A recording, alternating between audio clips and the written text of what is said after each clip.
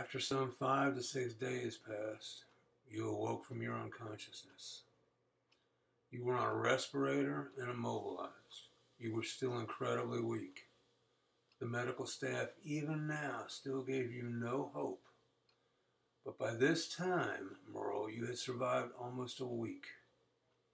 It wasn't because of the extraordinary things that your medical staff had been doing, nor was it, as Myra would put later at a Thanksgiving that same year, because of your indomitable spirit.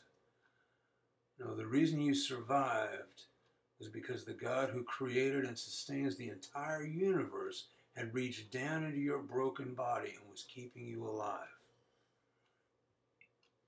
Weeks later, the medical staff finally changed their opinion and came to the conclusion that it appeared you actually might survive. You were off the respirator and you continued to slowly heal. Despite a literally life and death situation you had experienced, which was the sepsis, another life-threatening condition you continued to face, which is the cancer, and a variety of other serious and themselves potentially life-threatening medical problems that arose while you were in the hospital, things like fluid filling in your lungs, you had somehow come back from the brink of death and survived. The medical staff was truly stunned by this process. Some stated that they would have never believed it, and still others mentioned that they had never seen anything like it. And yet, Merle, there you were, alive, and it seems eventually you would be back to your old self, too. How do I know this? Because once you really were on the road to recovery, Merle, frankly, your sister couldn't take any more of your attitude. The old Merle had returned, and so she finally left to come home. It has been years that have passed since then, Merle, and now the cancer has returned, and you are again in a battle for your life. You've already had another bout with a perforated bowel, and again, through the prayers of many, you survived. But your chances are over, my sister-in-law. No more. The next time you go in for a perforated bowel will be your last.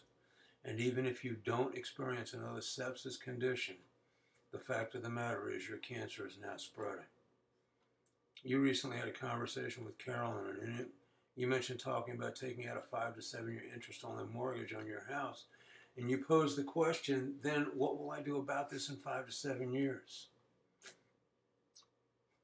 It's statements like that that lead me to believe that you really don't appreciate the gravity of your situation. So I'll tell you, it is very, very grave.